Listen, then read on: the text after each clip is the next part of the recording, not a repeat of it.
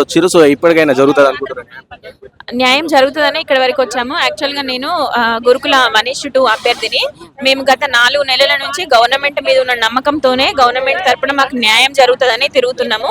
And ఫైనల్‌గా ఇప్పుడు ఏం జరిగిందంటే మాకు అన్యాయం జరిగే పరిస్థితి వచ్చింది. అన్ని పోస్టులు బ్యాక్‌లాగ్ పెట్టేసుకొని ఈ ప్రభుత్వము మేమే వాళ్ళ నోటిఫికేషన్‌లో కలిపేసుకొని మాకు అన్యాయం చేయాలని చూస్తుంది. మాకు ఇప్పుడు కొత్త నోటిఫికేషన్ ఇవ్వాల్సిన అవసరం లేదు. మీరు జాబ్స్ నింపేదేదో ప్రాపర్‌గా నింపండి. ఇచ్చిన నోటిఫికేషన్ ఆల్రెడీ ప్రీవియస్ గవర్నమెంట్ ఇచ్చినా కూడా మీరు నింపుతున్నాము. గవర్నమెంట్ వాళ్ళకి ఆర్డర్స్ ఇవ్వలేదని చెప్పేసి గవర్నమెంట్ పెద్దలు అంటున్నారు. వాళ్ళకి ఆర్డర్స్ ఇవ్వలేదు, మీరు ఇస్తున్నారు కాబట్టి మీ అకౌంట్ లోనే ఉంటది, మీరు ఫిల్ చేసినట్టే అవుతుంది. కానీ మాకు ఎట్లా నింపాలి అంటే మాకు డిసెండింగ్ ఆర్డర్ లో నింపాలి. కామన్ పేపర్ పెట్టిండ్రు. ఇవన్నీ ఇందులో చాలా లీగల్ కాంప్లికేషన్స్ కూడా ఉన్నాయి. లీగల్ కాంప్లికేషన్స్ ఉన్నాయి అని అంటే మేము కోర్టుకు వెళ్ళాము. కోర్టుకు వెళ్తే సుప్రీం కోర్టు ఆర్డర్స్ ప్రకారం మాకు ఇంటరిమ్ ఆర్డర్స్ ఇచ్చింది. ఇంటరిమ్ ఆర్డర్స్ ని కూడా పక్కకు పెట్టేసి ఇప్పుడు వాళ్ళు పోస్టింగ్స్ ఇస్తున్నారు. వన్స్ పోస్టింగ్స్ ఇచ్చి ఒక పర్సన్ ఒక జాబ్ లో జాయిన్ అయిపోతే ఆ పోస్ట్ కంపల్సరీగా బ్యాక్లాగ్ అవుతుందని అది అందరికీ తెలిసిన విషయమే. మరి వీళ్ళు మాకు ఎలా న్యాయం చేస్తారు?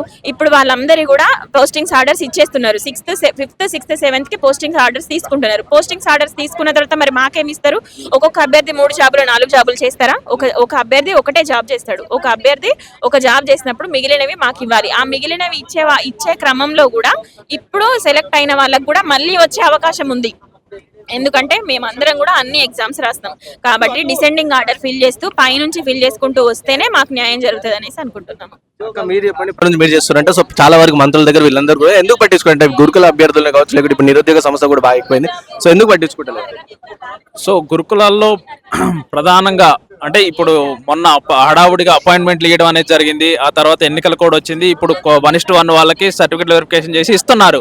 సో వాళ్ళు ఏదైతే ఫాలో అయ్యారో అది అవరోహణ క్రమాన్ని ఫాలో కాకపోవడం వల్ల ఎక్కువ బ్యాక్లాగ్ పోస్టులు అనేవి మిగిలిపోవడం అనేది జరుగుతుంది.